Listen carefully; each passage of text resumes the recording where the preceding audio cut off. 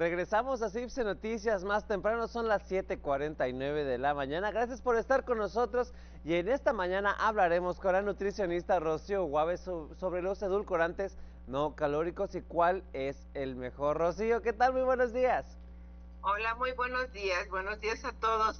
Un gusto saludarte como siempre y sobre todo con un tema que pues muchas veces estamos, como siempre te menciono, un poco desubicados porque pensamos que uno es mejor que otro, este me hace mejor, entonces qué bueno que estás para hablarnos de todo esto.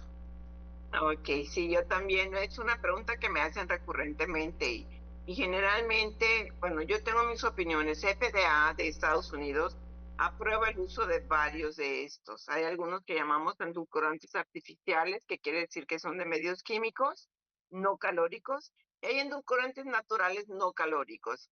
Y bueno, yo tengo mi opinión muy particular. Podríamos empezar a hablar de los peores porque los voy a pasar rápido. Mira, hay unos de sobrecitos azulitos que se usaban mucho, que es fenilanalina sulfame.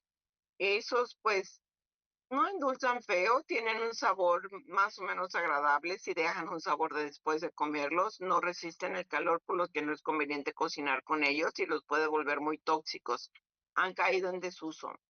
El siguiente de estos artificiales, que es muy usado, sobre todo aquí en México, es la sucralosa. La sucralosa son esos que vienen en esos sobrecitos amarillos.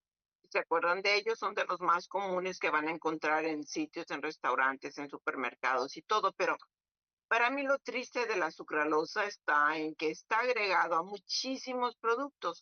Por ejemplo, una gelatina normal contiene sucralosa, un refresco normal calórico contiene sucralosa, y así puedo hablar de muchísimos productos que no precisamente son light, ni de dieta, ni nada, que contienen la sucralosa. En mi opinión muy personal, yo no consumiría sucralosa, aunque la FDA la tenga aprobada, no la consumiría, porque sí se ha probado en años anteriores que hace daño y de repente te dicen que no hace daño. Sí, en mi opinión personal, como repito, no lo uso y no me gusta su sabor tampoco, porque me deja en la boca durante muchísimas horas como un amargo. Sí. Y el otro que es el del sobrecito rosadito, que también se usa mucho menos, que tiene como base la sacarina, que la sacarina en su momento, dado hace muchísimos años, se usaba mucho y después se cayó en desuso, diciendo también la cuestión de que te podía causar cáncer, y luego muchos años después hizo su regreso diciendo que había habido un error en los estudios y que no había sido correcto el que dijeran que causaba cáncer. Es también de los artificiales, no calóricos, pero que no es de mis preferidos. Ahora vamos a ir a los otros, a los más naturales, que esos, algunos de ellos sí son de mis preferidos. ¿Y qué pasa con los naturales? Que no te endulzan tan fuerte como te gustaría. Porque si pasas un grado de dulzor, entonces ya el endulcorante empieza a tornarse como un poquito desagradable y medio amargosito.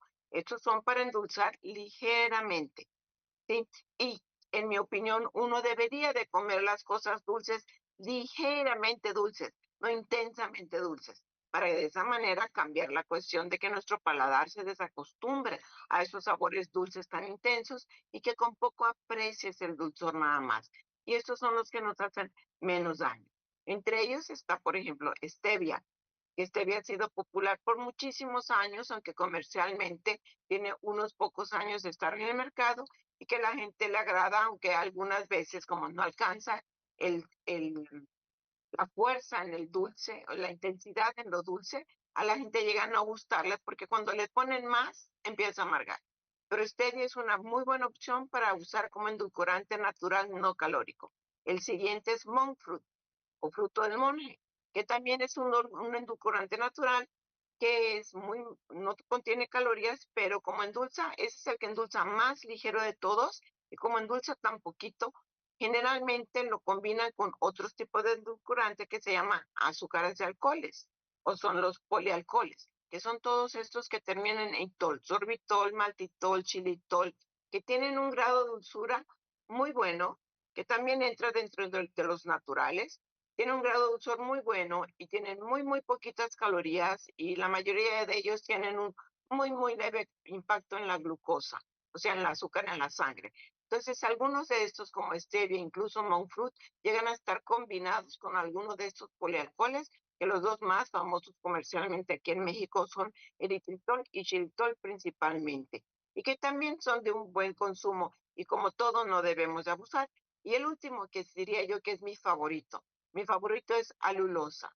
La alulosa viene de fibras, de frutas, de que es muy natural, pero además tiene efectos insospechados que han estado haciendo los estudios recientemente, como de la GPL1, perdón, que son como el control a la resistencia de la insulina y la glucosa, que tarda mucho menos que el medicamento en sí, pero cuando tú tomas alulosa antes de alguna comida, tienes como beneficio agregado el que vas a absorber los azúcares de los alimentos de forma más lenta durante aproximadamente 4 o 5 horas. Tiene un dulzor agradable y es como los naturales, endulza levemente. Si tú ves la alulosa, tiene la forma, la consistencia de un azúcar glass. Si lo pones directamente en tu lengua, vas a sentir un dulce muy agradable sin ningún sabor de después de haberlos consumido. Así que la alulosa viene a ser de los endulcorantes favoritos hoy día y que está aprobado su uso inclusive en niños. Desgraciadamente, sí ha estado en el mercado por mucho tiempo. La gente normalmente no lo conoce. Yo recomendaría que compraran alulosa en su forma 100% pura y que como todo lo usemos con moderación. Y es muy barato en su precio, sobre todo cuando es comprado en línea en los supermercados, que de repente lo he visto combinado con stevia, por ejemplo. Su precio llega a ser elevado cuando en línea en realidad es un precio muy barato. Entonces, en orden de favorito es la lulosa en primer lugar, el monk fruit en segundo lugar y muy cerca de él el stevia. Rocío, muy interesante todo esto porque justo como mencionabas al principio, los endulcorantes del sobre amarillo y el sobre rosa que muchas veces vemos en los restaurantes, en cafeterías, en cosas así, como mencionas, le cambian el sabor a la comida o a las bebidas y te dejan esa sensación como de amargo en la boca después de terminar de comerlos. Sí, así es. Entonces es conveniente usarlos en moderación, ¿sí? Claro. Evitar el uso indiscriminado de ellos y otra vez tratar de no desacostumbrarse a que sea agradable el sabor intenso del dulce en la boca. Y a estos endulcorantes hay una pregunta que me hacen frecuentemente. ¿Engordan?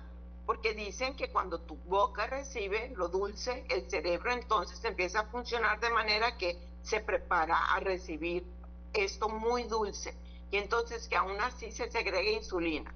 Y yo diría, no, la insulina Ok. se va a segregar cuando se señaliza en el cuerpo que la glucosa aumentó en la sangre y entonces empezamos a recibir pulsos de insulina más frecuentes.